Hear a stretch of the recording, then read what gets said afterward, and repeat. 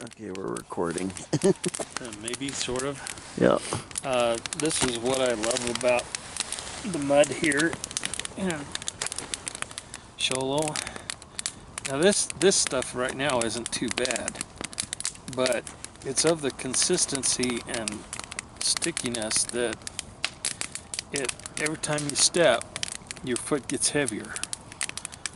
And you get more and more mud, and until you got like 30 pounds on your boot, and you've only gone about 10 feet. And then you got to stop and scrape it all off before you can start walking again. Okay. Good. Okay. Okay.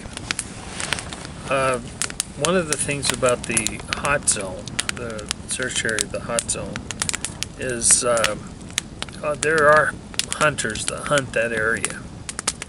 And there's some various areas that they try to get back into. You know, they try to get to the springs, and they try putting out salt licks and so forth, and putting up deer stands and so forth. I keep running into hunters that say that they will no longer hunt in those areas. They just, for some reason, they get that feeling of being watched, and so they just don't like going in there anymore. Well, one particular guy, I had not told him about the Spooky Valley area or anything like that, and we were just talking, and he says, well, you see that ridge over there? I walked that ridge, and I heard some of the most gruesome grunts and groans, and you know, and it was really bad, and I was archery hunting, and he said I didn't have any guns with me, just my archery equipment, but he said that you started finding piles of bones ever so far on that ridge, and it turned out to be the same ridge that we had kind of found those, well, when you and Preston found those bones.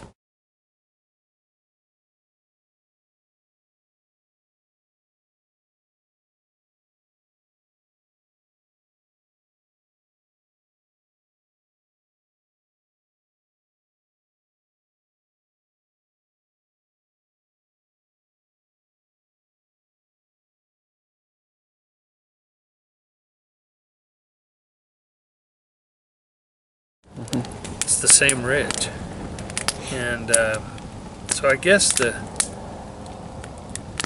bone piles are there as a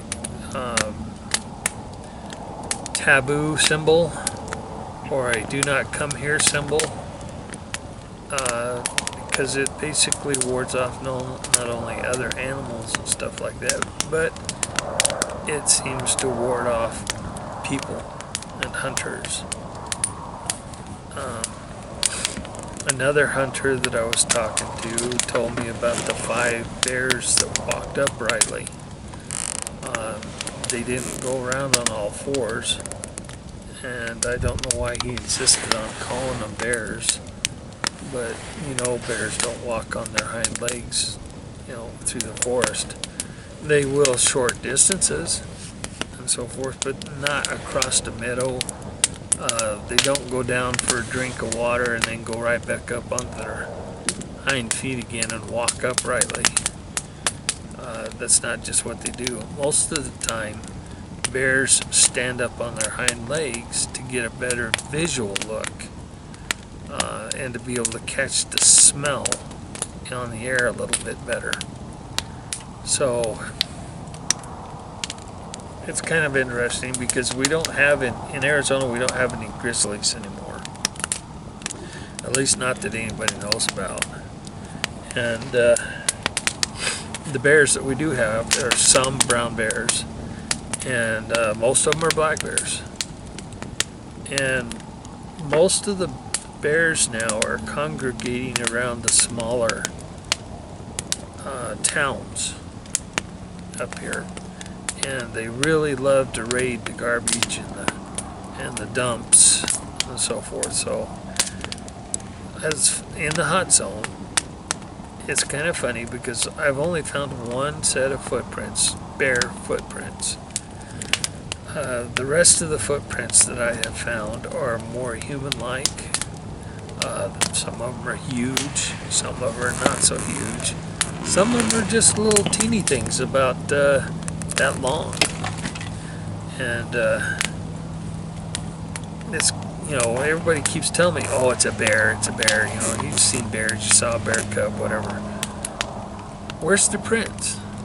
Why am I finding human-looking footprints that are flat-footed and have 4 toes and no claws? I mean, if a bear steps in the mud, generally there's claw marks. So,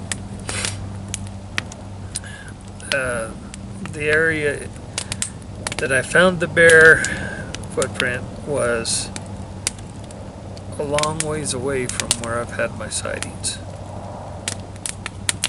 So this leads me to believe that our Bigfoot do not like associating with bears. If a Bigfoot is in the area, the bears aren't. If the bears are in the area, the Bigfoot's not. And I don't know if that is by if they're mortal enemies or whatever, but they don't.